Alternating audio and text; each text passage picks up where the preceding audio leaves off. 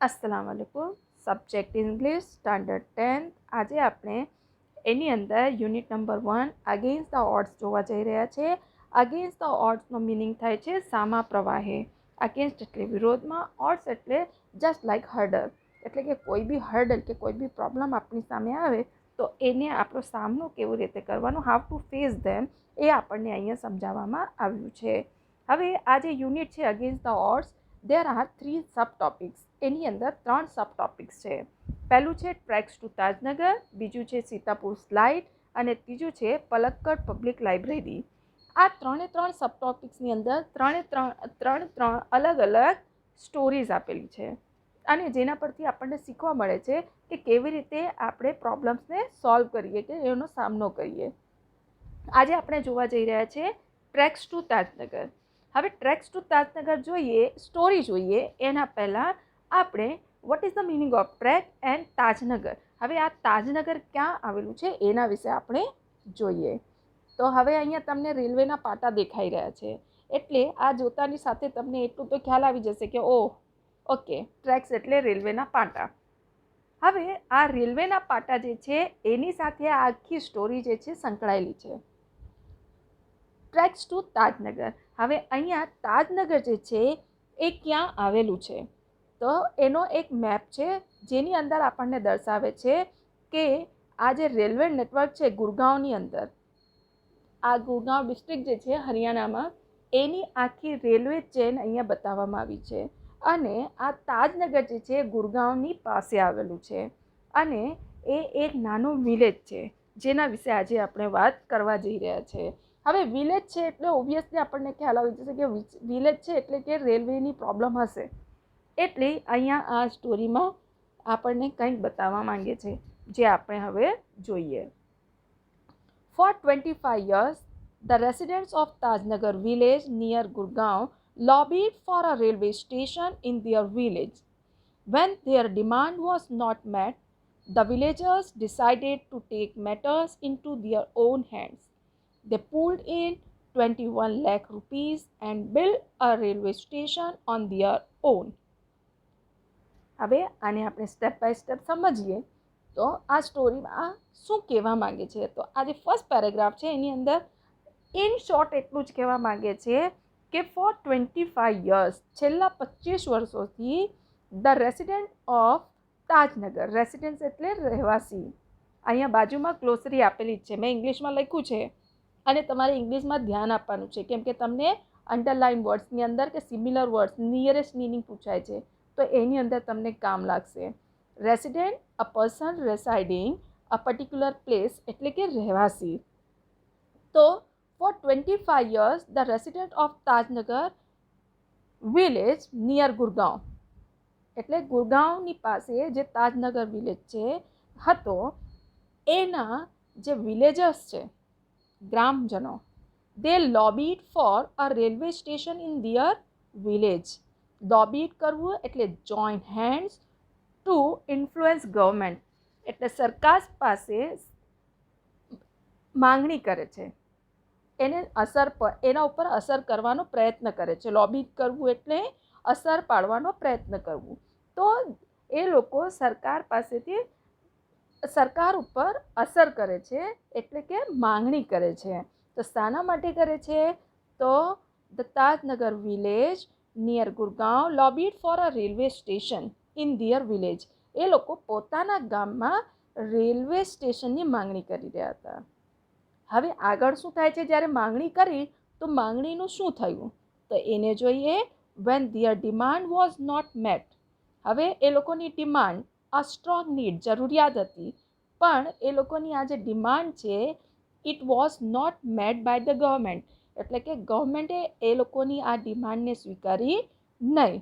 તો શું થયું, the villagers decided to take matters into their own hands, અને ત્યારે ગ્રામજનોએ નક્કી કર્યું કે એ લોકો આ મેટર એટલે બાબત, આ બાબતને પોતાના હાથમાં લઈ લેશે, એટલે કે પોતાના હાથમાં લેવાનો નક્કી કર્યું। દે પુલ્ડ ઇન એટલે કલેક્ટ કરવું, ભેગું કરવું, collected and gathered, they pulled in 21 lakh rupees and build a railway station on their own. એ લોકોએ 21 લાખ રૂપિયાનું ભંડોળ એકઠું કરીને તેમની જાતે રેલવે સ્ટેશન બાંધ્યું.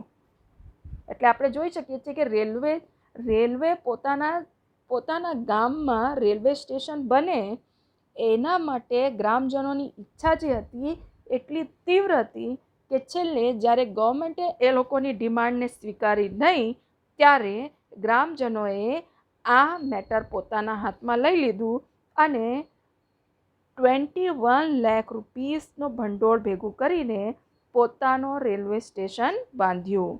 હવે નેક્સ્ટ જોઈએ.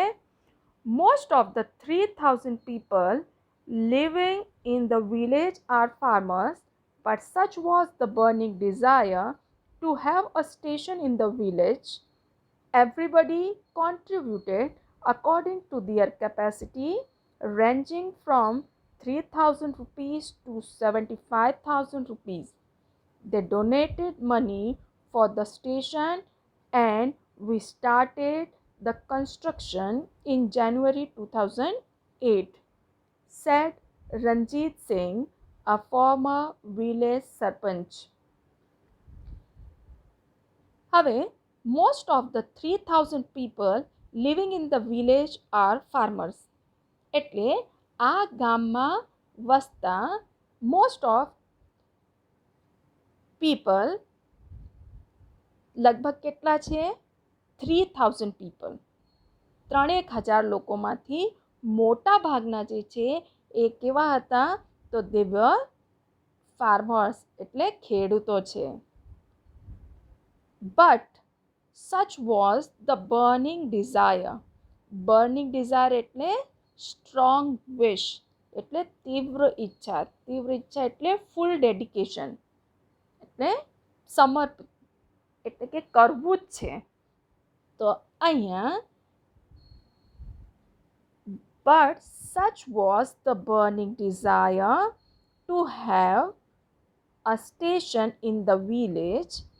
એટલે પણ ગામમાં રેલવે સ્ટેશન માટેની એ લોકોની જે ઈચ્છા હતી એટલી પ્રબળ હતી કે સૌએ પોતાની કેપેસિટી એટલે એબિલિટી, ક્ષમતા, તો પોતાની ક્ષમતા પ્રમાણે કોન્ટ્રીબ્યુટ કર્યું. કોન્ટ્રીબ્યુટ કરવું એટલે to give to common fund, એટલે ફાળો આપવો. એટલે બધાએ પોતાની ક્ષમતા પ્રમાણે ફાળો આપ્યો. હવે આ ફાળો કેટલો હતો? તો એના માટે ranging from 3,000 rupees to 75,000 rupees, એટલે 3,000 રૂપિયાથી માંડીને 75,000 રૂપિયા સુધીનો ફાળો ગ્રામજનોએ આપ્યું. They donated money for the station.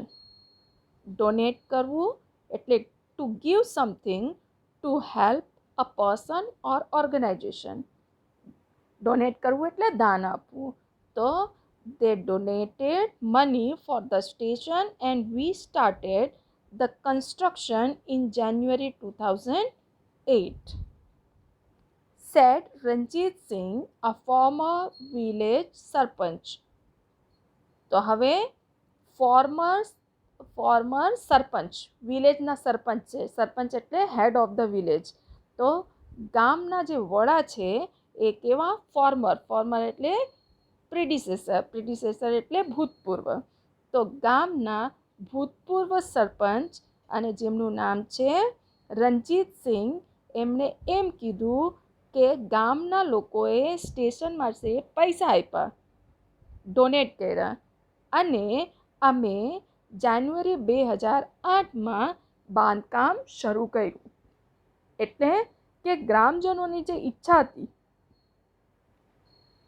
કે એમના ગામમાં રેલવે સ્ટેશન બંધાય, એના માટેની ઈચ્છા એટલી પ્રબળ હતી કે એ લોકોએ પોતાની ક્ષમતા પ્રમાણે કોન્ટ્રીબ્યુટ કર્યું, ફાળો આપ્યું. અને એ ફાળો કેટલા રૂપિયા સુધીનો હતો? 3,000થી લઈને 75,000 સુધીનો. અને એ લોકોનું જે ડોનેશન હતું જેમ જેમ મળતું ગયું તો ભૂતપૂર્વ સરપંચ જે છે રણજીતસિંહ એ એવું કહે છે કે જ્યારે ગામ લોકોએ આ ફાળો આપવાનું શરૂ કર્યું એટલે અમે લોકોએ જાન્યુઆરી 2008માં કન્સ્ટ્રક્શનનું કામ ચાલુ કરી દીધું. There are a large number of people in the village who need to go to Gurgaon, Delhi or Rewa. There are students who go to colleges. Till now, we had to either go to Hali Mandi or Patli to catch a train. Both the stations are 6 kilometers away from Tajnagar. We thought when the railway lines passed through the village, we would have a station here. But that didn't happen. So we raised the demand in 1982 and have been continuously asking for it. But the railways told us that they did not have funds. So finally, we decided to craft our own destiny, said Hukamchand, a member of the committee. હવે આગળ, there are a large number of people in the village who need to go to Gurgaon, Delhi and Rewa. Need એટલે requirement, જરૂરિયાત. એટલે there are large number of people, મોટા પ્રમાણમાં સંખ્યા હતી જે લોકો ગુરગામ, દિલ્હી અને રેવા જવાના હતા. એટલે કે સિમ્પલી સમજીએ તો ગુરગામ, દિલ્હી અને રેવા જનારા લોકોની મોટી સંખ્યા હતી ગામમાંથી જવાનાની. અને એમાંના there are students who go to colleges. અને કોલેજ જનાર વિદ્યાર્થીઓની બી મોટી સંખ્યા હતી. Till now we had to either go to Hali Mandi or Patli to catch a train. આજ સુધી અમારે ગાડી પકડવા માટે હાલી મંડી અથવા તો પાટલી જવું પડતું હતું. Both the stations are 6 kilometers away from Tajnagar. અને આ બંને સ્ટેશન હાલી મંડી અને પાટલી બંને તાજનગરથી લગભગ 6 કિલોમીટર દૂર છે. We thought when the railway lines passed through the village, એટલે ગામના લોકો જે છે એ લોકોએ એવું વિચાર્યું, એમને એવું લાગ્યું જ્યારે રેલવે લાઇન્સ જે છે ગામમાંથી જ પસાર થાય છે તો we would have a station there. એટલે અમારે અહીં સ્ટેશન હોવું જોઈએ. But that didn't happen. પણ તેમ થયું નહીં. So we raised the demand in 1982 and we have been continuously asking for it. તેથી અમે 1982માં અમે માંગણી કરી હતી અને ત્યારથી સતત માંગણી કરતા રહ્યા છીએ. અને એના જવાબમાં રેલવે શું કર્યું?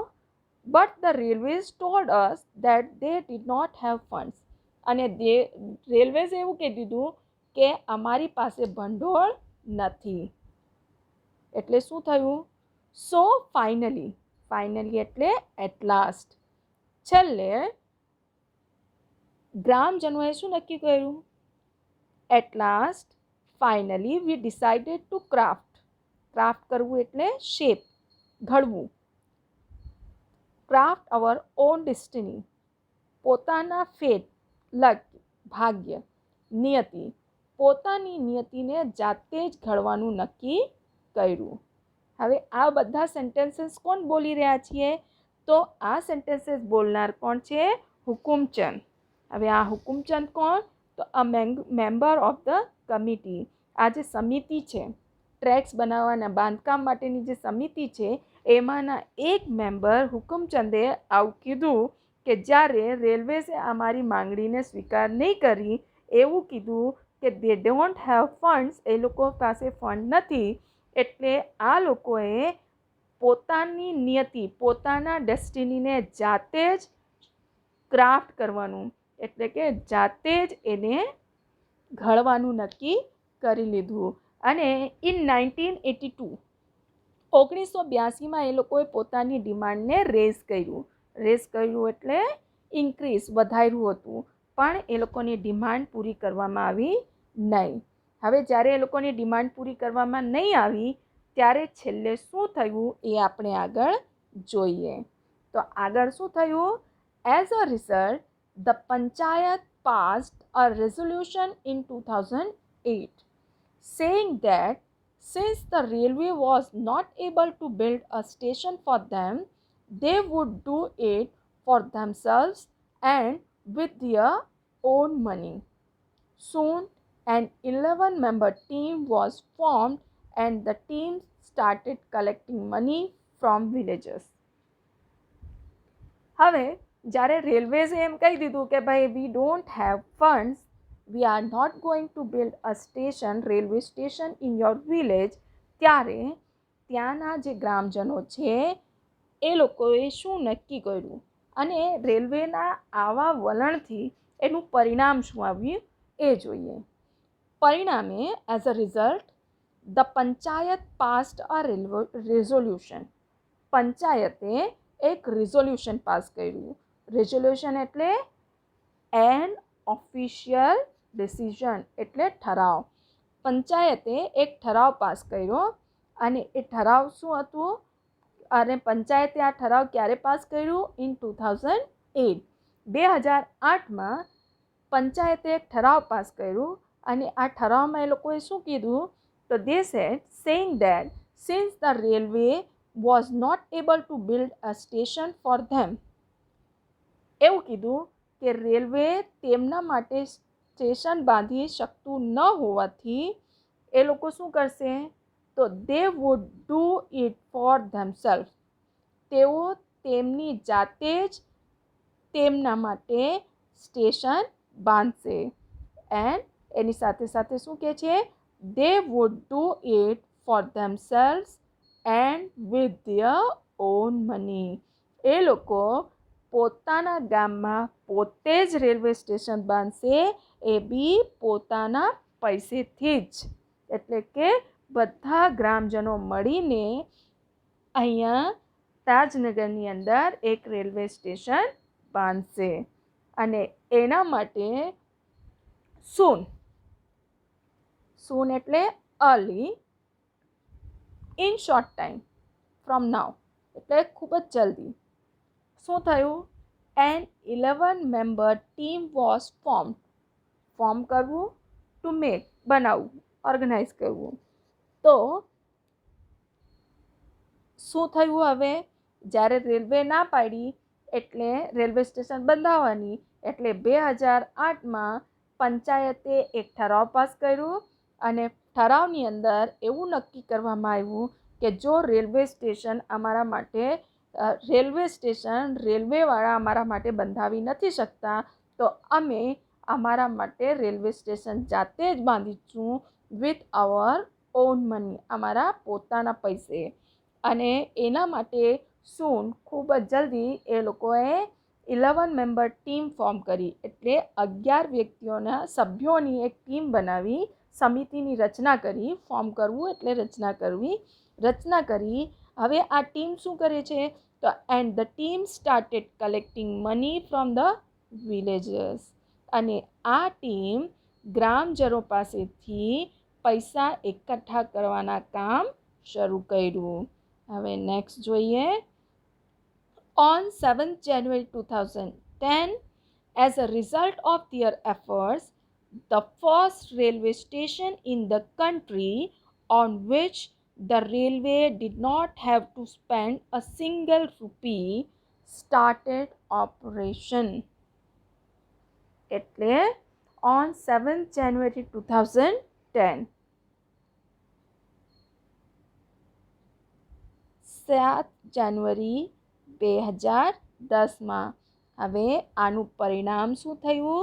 તો as a result of their efforts એટલે કોશિશ, the physical or mental strength or energy that you need to do something અથવા તો something that takes a lot of energy, effort એટલે કોશિશ, પણ એમ ચીલા ચાલુ નહીં, વધારે પડતી કોશિશ કરવામાં આવે તો એના માટે ઓન 7 જાન્યુઆરી 2010, 7મી જાન્યુઆરી 2010ના દિવસે as a result of their effort એ લોકોની કોશિશનું પરિણામ એ આવ્યું કે the first railway station in the country, દેશનું એવું એક પહેલું station on which the railway did not have to spend single rupee started operation, એટલે કે શરૂઆતમાં operation an organised activity that involves many people doing different things,